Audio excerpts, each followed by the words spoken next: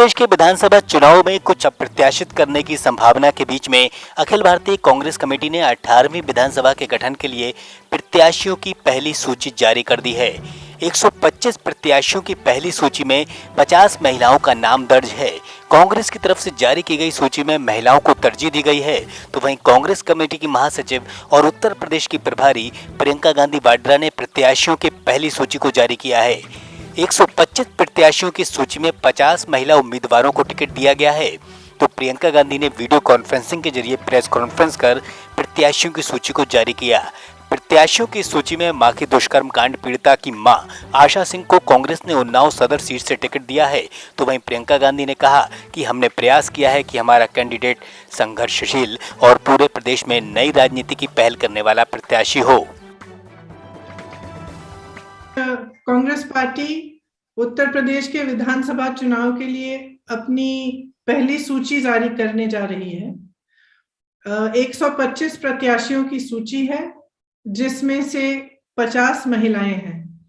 क्योंकि ये एक ऐतिहासिक पहल है, तो हमने सोचा इस प्रेस कॉन्फ्रेंस के जरिए आप सबको थोड़ा बहुत इन प्रत्याशियों के साथ अवगत भी कर लें कि कौन है ये लोग, किस तरह की सूची है।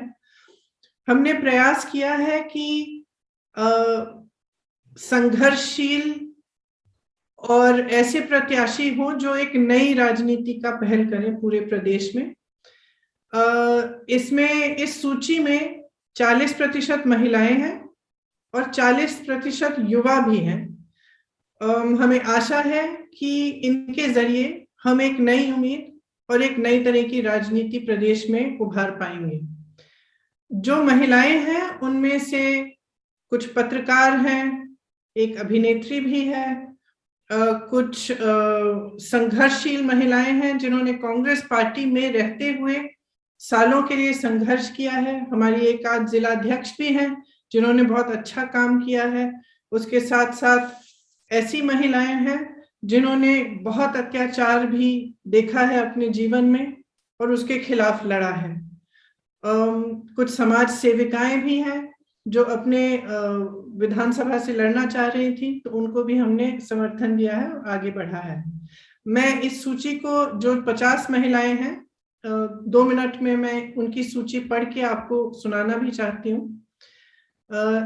नंबर 18 नगीना में श्रीमती हेनरिटा राजीव सिंह, नंबर 21 नेहटौर में श्रीमती मीनाक्षी सिंह, नंबर 33 संभल में श्रीमती निदा अहमद, नंबर 45 हस्तिनापुर में श्रीमती अर्चना गौतम, 46 किठौर में श्रीमती बबीता गुर्जर, 60 गढ़मुक्तेश्वर में श्रीमती आभा चौधरी, 61 नोएडा में श्रीमती पंखुरी पाठक, 86 इतमादपुर में श्रीमती शिवानी सिंह बघेल, 94 में श्रीमती मनोज दीक्षित, 95 टुंडला में श्रीमती योगेश दिवाकर, 98 शिकोहाबाद में श्रीमती शशि शर्मा, 99 सिरसागंज में श्रीमती प्रतिमा पाल, एटा 104 में श्रीमती गुंजन मिश्रा, मैनपुरी 107 में श्रीमती विनीता साखिया, करहल 110 में श्रीमती ज्ञानवती देवी, बिसौली 112 में श्रीमती प्रज्ञा यशोधा,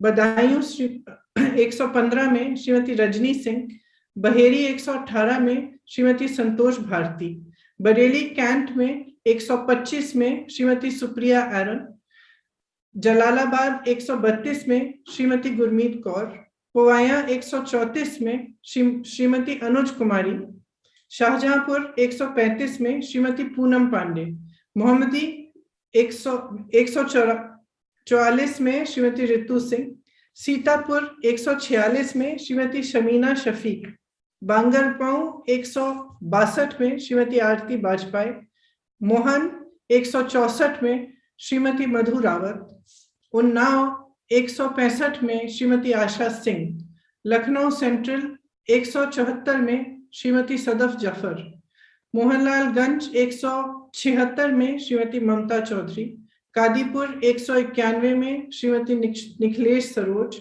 फरुखाबाद 194 में श्रीमती लुईस खुर्शीद, औरैया 204 में श्रीमती सरिता दोहरे, बिल्हौर 209 में श्रीमती उषा रानी कोरी, कालपी 220 में श्रीमती उमाकांति, ओरई 221 में श्रीमती उर्मिला सोनकर खाबरी, मानिकपुर 237 में श्रीमती रंजना बरातीलाल पांडे, रामपुर खास 244 में श्रीमती आराधना मिश्रा मोना जी, बाबागंज 245 में श्रीमती बीना रानी, फाफामऊ 254 में श्रीमती दुर्गेश पांडे, इलाहाबाद साउथ 263 में श्रीमती अल्पना निषाद, बारा 264 में श्रीमती मंजू संत, दरियाबाद 270 में श्रीमती चित्रा वर्मा, हैदरगढ़ 272 में श्रीमती निर्मला चौधरी, गोंडा 296 में श्रीमती रमा कश्यप, डुमरियागंज 306 में श्रीमती कांति पांडे,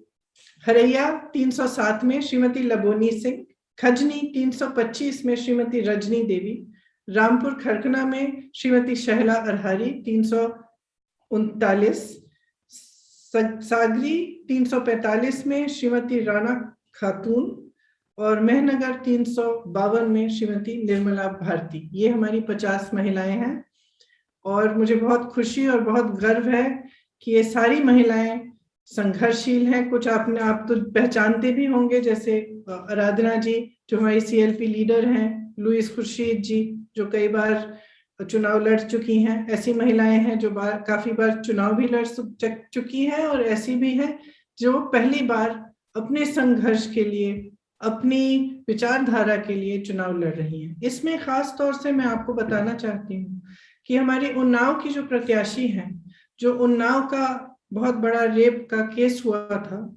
उनकी माता जी हैं आशा सिंह जी, वो चुनाव लड़ना चाहती हैं और हमने उनको मौका दिया है कि अपने संघर्ष को वो जारी रखें और जिस सत्ता के जरिए उनको दबाया गया, उनके परिवार के साथ तरह तरह के अत्याचार किए गए, उनके पति की हत्या की गई, उनके देवर जी आज भी जेल में हैं, उनकी बेटी का बलात्कार किया गया, उसके बाद एक्सीडेंट कराया गया, वही सत्ता अपने हाथों में लें और खुद के लिए अपनी लड़ाई लड़ें। इसी तरह से सोनभद्र में जो आदिवासियों के साथ हुआ था, एक नरसिंहार आपको याद होगा कि हुआ था, जिसमें 13 आदिवासियों की मौत हुई थी। उस समय एक लड़का, आदिवासी लड़का था रामराज गोंड, जिन्होंने उनकी आवाज उठाई, उनके लिए संघर्ष किया। आज रामराज गोंड हमारे जिला अध्यक्ष हैं, पिछले 2 सालों से हमारे जिला अध्यक्ष रहे हैं। उन्होंने राजनीति करनी शुरू की और आज वह सोनभद्र में उम्भा से वह खड़े होंगे और इस संघर्ष को जारी रखेंगे। इसी तरह से आपको मालूम होगा कि आशा बहनों ने कोविड के समय कितनी बड़ी इस देश की सेवा की कि अपने जीवन को ध्यान में न रखते हुए घर घर गई, सेवा की, जिसको कोरोना था दवाइयां पहुंचाई और उनका मानदेय कभी बढ़ाया नहीं गया। उस मानदेय को बढ़ाने के लिए एक संघर्ष किया गया था। इसमें पूनम पांडे जी आशा बहू हैं, वह उन्होंने संघर्ष को मजबूती से उठाया। हाल ही में आपने देखा होगा एक वीडियो में उनको खूब पीटा गया, पुलिस ने उनको पकड़ा, प्रशासन ने उनको मारा पीटा, बस में घसीट के ले गए, उनके ऊपर बैठ के उनका गला दबाया कि तुमने हिम्मत कैसे की ये सवाल उठाने के लिए। तो पूनम पांडे जी भी शाहजहांपुर से चुनाव लड़ रही हैं। सदफ जाफर के बारे में आप सबने सुना होगा। सदफ जाफर ने NRC CAA के समय बहुत संघर्ष किया, पुलिस उनको उठाकर ले गई, बेवजह उनको जेल में डाला। उनके 2 बच्चे अकेले घर पे थे, उनकी देखभाल के लिए कोई नहीं था, फिर भी सदफ ने खूब संघर्ष किया, आवाज उठाई। उसके बाद भी जब सरकार ने तमाम पोस्टर छपवा के प्रदेश की शहरों में लोगों के चेहरों की फोटोग्राफ उन पोस्टरों पे लगाकर उनके बारे में प्रशासन ने लिखा, तब भी सदफ जी का नाम उसमें था, फिर भी उन्होंने संघर्ष किया और वो पीछे नहीं हटे। तो मैं आपसे कहना चाहती हूँ कि जो हमारी सूची है वो एक नया संदेश दे रही है। वो ये संदेश दे रही है कि अगर आपके साथ अत्याचार हुआ तो आप में ये शक्ति है कि आप अपने हक के लिए लड़ो, और उत्तर प्रदेश में कांग्रेस पार्टी आपको ये शक्ति देगी, आपका समर्थन करेगी, हर तरह से आपकी मदद करेगी ताकि आप अपनी लड़ाई लड़ सकें, राजनीति में आए, सत्ता अपने हाथ में लें और अपने हक को खुद मांगे। यूपी में विधानसभा चुनाव का बिगुल फूंकते ही भाजपा अपने उम्मीदवारों के नामों पर मंथन कर रही है। दिल्ली में 2 दिन तक चली मैराथन बैठक के बाद कुछ उम्मीदवारों के नाम फाइनल किए जाएंगे। इसी सिलसिले में दिल्ली स्थित भाजपा कार्यालय में केंद्रीय चुनाव समिति की बैठक हुई, जिसमें गृह मंत्री अमित शाह, अनुराग ठाकुर, धर्मेंद्र प्रधान और सीएम योगी आदित्यनाथ मौजूद रहे। साथ ही पीएम मोदी, भाजपा अध्यक्ष जेपी नड्डा और रक्षा मंत्री राजनाथ सिंह वीडियो कॉन्फ्रेंसिंग के जरिए इस बैठक में शामिल हुए। तो वहीं इस बैठक के बाद अंदाजा लगाया जा रहा है कि भाजपा अपने उम्मीदवारों के नाम 1 या 2 दिन में जारी कर सकती है। तो वहीं सीएम योगी के अयोध्या से चुनाव लड़ने की ज्यादा संभावनाएं जताई जा रही हैं। देश में कोरोना संक्रमण की तीसरी लहर बेकाबू होती जा रही है। कोरोना संक्रमण के नए रिकॉर्ड मामले सामने आ रहे हैं। तो बीते 24 घंटे में कोरोना के लगभग 2.5 लाख से ज्यादा मामले दर्ज किए गए हैं। इस दौरान 84,825 लोग हालांकि ठीक भी हुए हैं। बता दें कि कोरोना की तीसरी लहर में पहली बार कोरोना के मामले 2 लाख से ज्यादा देश में सामने आए हैं। स्वास्थ्य मंत्रालय ने बताया कि बीते 24 घंटे में कुल 2,47,417 नए मामले देखे गए। इसके साथ ही देश में अब एक्टिव मरीजों की संख्या 11,17,531 हो गई है। देश में कोरोना संक्रमण के मामलों में लगातार बढ़ोतरी हो रही है। तो वहीं असम के राज्यपाल प्रोफेसर जगदीश मुखी भी कोरोना वायरस की चपेट में आ गए हैं, जिसके बाद उन्हें अस्पताल में भर्ती करवाया गया है। कोरोना पॉजिटिव रिपोर्ट आने के बाद अब राज्यपाल को गुवाहाटी स्थित एम्स अस्पताल में उपचार के लिए भर्ती कराया गया है।